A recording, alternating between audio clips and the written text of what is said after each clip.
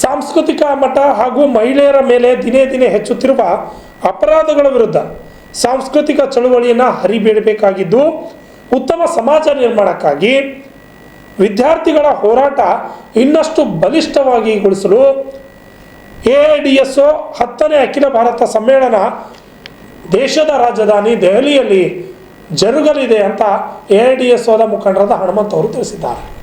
ನಗರದಲ್ಲಿ ಮಾಧ್ಯಮದವರ ಜೊತೆ ಮಾತನಾಡಿದ ಅವರು, ಈ ಸಮ್ಮೇಳನವನ್ನು ರಾಜಧಾನಿ ದೆಹಲಿಯಲ್ಲಿ ನವೆಂಬರ್ 27ರಿಂದ 29ರವರೆಗೆ ಹಮ್ಮಿಕೊಳ್ಳಲಾಗಿದೆ ಎಂದು ಹೇಳಿದರು.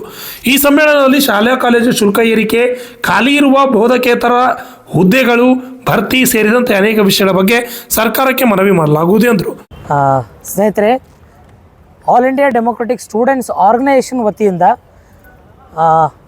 AIDSO ಅಖಿಲ ಭಾರತ ಸಮಿತಿಯ ವತಿಯಿಂದ ಒಂದು 10ನೇ ವಿದ್ಯಾರ್ಥಿಗಳ ಸಮ್ಮೇಳನಕ್ಕೆ ಕರೆ ಕೊಡಲಾಗಿದೆ. ಸ್ನೇಹಿತರೆ, ಇದರ ಮುಖ್ಯವಾಗಿರುವಂಥ ಬೇಡಿಕೆಗಳೇನೆಂದರೆ, ಇವತ್ತು ಸಾರ್ವಜನಿಕ ಶಿಕ್ಷಣನ ಉಳಿಸ್ಬೇಕಾದಂಥ ಒಂದು ಮಹಾನ್ ಹೋರಾಟನ ಇವತ್ತು ಕೈಗೆತ್ಕೊಳ್ತಾ ಇದ್ದೀವಿ AIDSO ವಿದ್ಯಾರ್ಥಿಗಳ ಸಂಘಟನೆಯಿಂದ. ಇನ್ನೊಂದು ಕಡೆ ನೋಡ್ತೀವಿ, ಇವತ್ತು ಎಲ್ರಿಗೂ ಕೂಡ ಯಾರೆಲ್ಲ ಕೂತಿದ್ದಾರೆ, ಇವತ್ತು ಎಲ್ರಿಗೂ ಕೂಡ ಸರ್ವರಿಗೂ ಉದ್ಯೋಗನ ಇವತ್ತು ಖಾತ್ರಿಪಡಿಸಬೇಕು ಅಂತ ಹೇಳಿ ಕೇಳ್ತಿದ್ದೀವಿ. ಅಟ್ ದ ಸೇಮ್ ಟೈಮ್ ಇನ್ನೊಂದು ಕಡೆ ಇವತ್ತು ನ್ಯಾಷನಲ್ ಎಜುಕೇಷನ್ ಪಾಲಿಸಿ NEP 2020 ಅಂತ ಹೇಳ್ಬಿಟ್ಟು ಇವತ್ತು ಒಂದು ಹೊಸ ಶಿಕ್ಷಣ ನೀತಿಯನ್ನು ಇಡೀ ದೇಶದಾದ್ಯಂತ ಇವತ್ತು ಕೇಂದ್ರ BJP ಸರ್ಕಾರ ನೇತೃತ್ವದಲ್ಲಿರುವಂಥ ಇವತ್ತು ಒಂದು ಪಾಲಿಸಿನ ಇವತ್ತು ಇಂಪ್ಲಿಮೆಂಟ್ ಮಾಡಲಾಗಿದೆ. ಇದರ ವಿರುದ್ಧ ಭಾಳ ಬಲಿಷ್ಠವಾಗಿ ಅದನ್ನು ಪ್ರಾರಂಭದಿಂದಲೂ ಕೂಡ AIDSO ವಿರೋಧಿಸ್ತಾ ಇದ್ದೀವಿ. ಯಾಕೆ ಅಂತಂದರೆ, ಇಲ್ಲಿ ಭಾಳ ದೊಡ್ಡ ಮಟ್ಟದಲ್ಲಿ ಇತಿಹಾಸದ ತಿರುಚುವಿಕೆ ನಡೀತಾ ಇದೆ. ಇವತ್ತು ರಾಜಕೀಯ ಅಜೆಂಡಾಗಳನ್ನು ಇವತ್ತು ತೊಗೊಂಬಂದು ಇವತ್ತು ಪಠ್ಯಪುಸ್ತಕದಲ್ಲಿ ಸೇರಿಸಲಾಗ್ತಾ ಇದೆ. ಮಹಾನ್ ವ್ಯಕ್ತಿಗಳ ಆದರ್ಶಗಳು ಇವತ್ತು ಎಷ್ಟೋ ಮಹಾನ್ ವ್ಯಕ್ತಿ, ನೇತಾಜಿ, ಅಂಬೇಡ್ಕರು, ಸಾವಿತ್ರಿಬಾಯಿ ಫುಲೆ, ಭಗತ್ ಸಿಂಗು, ಇಂಥ ಎಷ್ಟೋ ಮಹಾನ್ ವ್ಯಕ್ತಿಗಳ ಪಠ್ಯಪುಸ್ತಕದಲ್ಲಿರುವಂಥ ತಮ್ಮ ಪಾಠಗಳನ್ನು ಇವತ್ತು ಸರ್ಕಾರ ತೆಗೆದುಹಾಕ್ತಾ ಇದ್ದಾರೆ. ಇದ್ರ ವಿರುದ್ಧ ಕೂಡ ನಾವು ಹೋರಾಟಗಳು ಬೆಳೆಸ್ತಿದ್ದೀವಿ. ಹೀಗಾಗಬಾರ್ದು ಅಂತ ಹೇಳ್ಬಿಟ್ಟು ಇವತ್ತೇನು ನವೋದಯ ಕಾಲದ ಮಹಾನ್ ವ್ಯಕ್ತಿಗಳು, ಸ್ವಾತಂತ್ರ್ಯ ಹೋರಾಟಗಾರ ಕನಸೇ ಏನಾಗಿತ್ತು ಅಂದರೆ ಎಲ್ಲರಿಗೂ ಕೂಡ ಶಿಕ್ಷಣ ಬೇಕು ಅಂತ ಅನ್ನೋದು ಅವರೆಲ್ಲರೂ ಕೂಡ ಕನಸಾಗಿತ್ತು. ಆದರೆ ಸ್ವಾತಂತ್ರ್ಯ ಸಿಕ್ಕು 70 ವರ್ಷಗಳೇ ಕಳೆದರೂ ಕೂಡ ಇದು ಇನ್ನೂ ಕೂಡ ಸಾಕಾರ ಆಗಿಲ್ಲ. ಬಂದಂಥ ಎಲ್ಲ ನಮ್ಮ ನಾಳಿರುವಂಥ ಸರ್ಕಾರಗಳು ಮಾಡಿದ್ದೇನು, ಶಿಕ್ಷಣನ ಪದೇ ಇವತ್ತಿಗೂ ಖಾಸಗೀಕರಣಕ್ಕೆ ಮಾಡಲಿಕ್ಕೆ ಹಾಕ್ತಾನೇ ಇದ್ದಾರೆ. ಯಾಕೆಂದರೆ ಇದು ಇವತ್ತು ಅತಿ ಹೆಚ್ಚು ಲಾಭ ಮಾಡ್ಕೊಳ್ತಕ್ಕಂಥ ಒಂದು ದಂಧೆಯನ್ನಾಗಿ ಇವತ್ತು ಸರ್ಕಾರ ಅದನ್ನು ಅರ್ಥ ಮಾಡ್ಕೊಂಡಿದ್ದಾರೆ. ಅದಕ್ಕೆ ತಕ್ಕಂತಲೇ ಇವತ್ತು ಖಾಸಗಿ ವ್ಯಕ್ತಿಗಳಿಗೆ ಇವತ್ತು ಮಾರಾಟ ಮಾಡೋದನ್ನು ಮಾಡ್ತಾ ಇದ್ದಾರೆ. ಇದನ್ನು ನಾವು ವಿರೋಧಿಸ್ತಾ ಇದ್ದೀವಿ. ಹೀಗಾಗಬಾರ್ದು ಅಂತ ಹೇಳ್ಬಿಟ್ಟು ಅದ್ರ ಜೊತೆಗೇ ಇವತ್ತು ಏನು ಶಿಕ್ಷಣಕ್ಕೆ ಕೊಡುವಂಥ ಬಜೆಟ್ ಇದೆ, ಶಿಕ್ಷಕರ ನೇಮಕಾತಿಗಳಾಗ್ತಾ ಇಲ್ಲ. ಬಜೆಟ್ಟು ಕಂಪ್ಲೀಟ್ಲಿ ಪ್ರತಿ ವರ್ಷ ಕಟ್ ಡೌನ್ ಮಾಡ್ತಾ ಇದ್ದಾರೆ. ರಾಜ್ಯ ಸರ್ಕಾರ 30% ಬಜೆಟನ್ನು ಮೀಸಲಿಡಬೇಕು ಅಂತ ಕೇಳ್ತಿದ್ದೀವಿ. ಕೇಂದ್ರ ಸರ್ಕಾರ 10% ಬಜೆಟನ್ನು ಇವತ್ತು ಎಜುಕೇಷನ್ ಮೀಸಲಿಡಬೇಕು ಅಂತ ಕೇಳ್ತೀವಿ. ರಿಸರ್ಚ್ಗೆ ಹೆಚ್ಚಿನ ದುಡ್ಡನ್ನು ಬಿಡುಗಡೆ ಮಾಡಬೇಕು ಅಂತ ಕೇಳ್ತಿದ್ದೀವಿ. ಈ ಥರ ಹೋರಾಟಗಳು ನಡೀತದೆ. ಶಿಕ್ಷಕೇತರ ಎಲ್ಲ ಇವತ್ತು ಹುದ್ದೆಗಳನ್ನು ಕೂಡಲೇ ಭರ್ತಿ ಮಾಡಬೇಕು ಅಂತ ಆಗ್ರಹಪಡಿಸ್ತಾ ಇದ್ದೀವಿ. ಸುಮಾರು ನಿಮ್ಗೆಲ್ಲರಿಗೂ ಕೂಡ ಆಶ್ಚರ್ಯ ಆಗುತ್ತೆ, ಕರ್ನಾಟಕದಲ್ಲಿ ಸುಮಾರು 6,000ಕ್ಕಿಂತ ಸರ್ಕಾರಿ ಶಾಲಾ ಕಾಲೇಜುಗಳಲ್ಲಿ ಇವತ್ತು ಏಕೋಪಾಧ್ಯಾಯ ಶಿಕ್ಷಕರಿದ್ದಾರೆ. ಇಡೀ ದೇಶದಾದ್ಯಂತ ನಿಯರ್ಲಿ 60% ಸರ್ಕಾರಿ ಶಾಲಾ ಕಾಲೇಜು ವಿಶ್ವವಿದ್ಯಾಲಯಗಳಲ್ಲಿ ಪೋಸ್ಟ್ಗಳು ಖಾಲಿ ಉಳ್ಕೊಂಡಿದ್ದಾವೆ.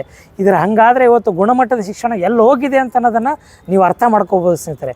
ಇಲ್ಲಿ ನಾವು ಆಗ್ರಹಪಡಿಸ್ತಾ ಇದ್ದೀವಿ, ಇದೆಲ್ಲನೂ ಕೂಡ ಬಗೆಹರಿಸಬೇಕು ಅಂಥೇಳಿ ಈ ಸಮ್ಮೇಳನದ ಮುಖಾಂತರ 10ನೇ ವಿದ್ಯಾರ್ಥಿಗಳ ಸಮ್ಮೇಳನದ ಮುಖಾಂತರ ಇವತ್ತು ನಾವು ಇಡೀ ದೇಶದ ವಿದ್ಯಾರ್ಥಿ ಸಮೂಹನ ಒಂದುಗೂಡಿಸಿ ಲಕ್ಷಾಂತರ ಸಂಖ್ಯೆಯಲ್ಲಿ ಪ್ರತಿ ದೇಶದ ಪ್ರತಿ ರಾಜ್ಯದ ಮೂಲೆಗಳಿಂದ ಇವತ್ತು ವಿದ್ಯಾರ್ಥಿಗಳು ದೆಹಲಿ ಚಲೋ ಅಂತಕ್ಕಂಥ ಒಂದು 10ನೇ ವಿದ್ಯಾರ್ಥಿ ಸಮ್ಮೇಳನಕ್ಕೆ ಕೈ ಜೋಡಿಸ್ತಾ ಇದ್ದಾರೆ. 31 ಜಿಲ್ಲೆಗಳಿಂದ ಕೂಡ, ಕರ್ನಾಟಕದಿಂದ ಕೂಡ ದೊಡ್ಡ ಸಂಖ್ಯೆಯಲ್ಲಿ, ನೂರಾರು ಸಂಖ್ಯೆಯಲ್ಲಿ ವಿದ್ಯಾರ್ಥಿಗಳು ಕರ್ಕೊಂಡು ಹೋಗ್ತಾ ಇದ್ದೀವಿ ಒಂದು ಹೋರಾಟಕ್ಕಾಗಿ. ಸೊ ಅದೇ ರೀತಿಯಾಗಿ ಈ ಒಂದು ಸಮ್ಮೇಳನ ಯಶಸ್ವಿ ಮಾಡೋದಕ್ಕೋಸ್ಕರ ಇಡೀ ಜನತೆ AIDSO ಪರವಾಗಿ ಯಾವಾಗಲೂ ನಿಂತಿದೆ, ಇವಾಗೂ ನಿಲ್ಲತ್ತೆ ಅನ್ನೋ ಸಂಪೂರ್ಣ ಭರವಸೆಯೊಂದಿಗೆ ಈ ಒಂದು ಹೋರಾಟನ ನಾವು ಕೈಗೆತ್ತಿಕೊಂಡಿದ್ದೀವಿ. ಸೊ ಇದಕ್ಕೆ ದಯವಿಟ್ಟು ಎಲ್ಲ ವಿದ್ಯಾರ್ಥಿಗಳು ಕೂಡ ಇನ್ನೂ ಹೆಚ್ಚಿನ ಸಂಖ್ಯೆಯಲ್ಲಿ ಕೂಡ ಈ ಒಂದು ಸಮ್ಮೇಳನಕ್ಕೆ ಬರಬೇಕು, ಸಮ್ಮೇಳನ ಯಶಸ್ವಿ ಮಾಡಬೇಕು ಅಂತ ಎಲ್ಲರಲ್ಲೂ ಕೂಡ ನಾವು ಮನವಿ ಮಾಡ್ತಿದ್ದೀನಿ. ನನ್ನ ಹೆಸರು ಹನುಮಂತ್ SH, AIDSO ರಾಜ್ಯ ಉಪಾಧ್ಯಕ್ಷರು.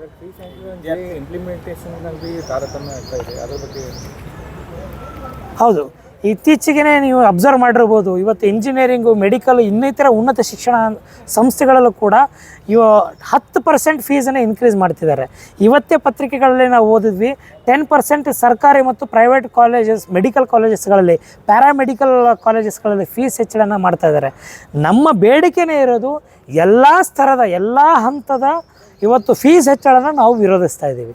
ಯಾವುದೇ ರೀತಿಯಿಂದ ಫೀಸ್ ಹೆಚ್ಚಳ ಮಾಡಬಾರ್ದು. ರಾದರ್ ಸರ್ಕಾರ ಇವತ್ತು ಶಿಕ್ಷಣ ಕೊಡಿಸೋದು ಮೂಲಭೂತವಾಗಿರುವಂಥ ಒಂದು ಹಕ್ಕಾಗಿಸಬೇಕು. ಇದನ್ನು ಆಲ್ರೆಡಿ ಸಂವಿಧಾನ ಇದ್ದರೆ ಸಾಕಾಗಲ್ಲ, ಅದನ್ನು ಇಂಪ್ಲಿಮೆಂಟೇಷನ್ ಮಾಡಬೇಕು ಅಂತೇಳಿ ನಾವು ಇವತ್ತು ಸರ್ಕಾರನ ಆಗ್ರಹ ಪಡಿಸ್ತಾ ಇದ್ದೀವಿ. ಸರ್, ಇದು 3 ದಿನ ಇರುವಂಥ ಕಾರ್ಯಕ್ರಮ. 27, 28, 29 ಇದು ಬಹಿರಂಗ ಸಭೆ ಮೊದಲನೇ ದಿನ ಆಗುತ್ತೆ.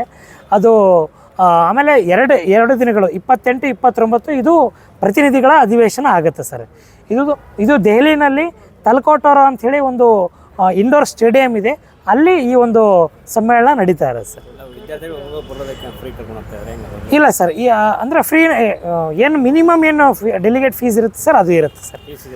ಡೆಲಿಗೇಟ್ ಫೀಸ್ ಇದೆ ಸರ್, 300 ರೂಪಾಯಿ ಡೆಲಿಗೇಟ್ ಫೀಸ್ ಇದೆ ಇದಕ್ಕೆ, 300 ರೂಪಾಯಿ. ಆಮೇಲೆ ಅಲ್ಲೆಲ್ಲನೂ ಕೂಡ ವ್ಯವಸ್ಥೆ, ಊಟದ್ದು ಇರೋ ವ್ಯವಸ್ಥೆ ಎಲ್ಲನೂ ಕೂಡ ಸಂಘಟನೆಯಿಂದ ನಾವು ನೋಡ್ಕೊಳ್ತಾ ಇದ್ದೀವಿ ಸರ್.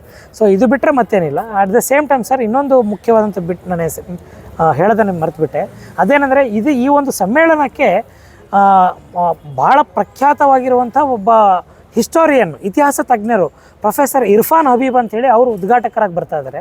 ಅದೇ ರೀತಿಯಾಗಿ ಪ್ರೊಫೆಸರ್ ಚಮನ್ ಲಾಲ್ ಅಂಥೇಳಿ ಅವರು ಕೂಡ ಈ ಒಂದು ಕಾರ್ಯಕ್ರಮಕ್ಕೆ ಉದ್ಘಾಟಕರಾಗಿ ಬರ್ತಾ ಇದ್ದಾರೆ. Bureau report, Kannada news, Kalaburagi.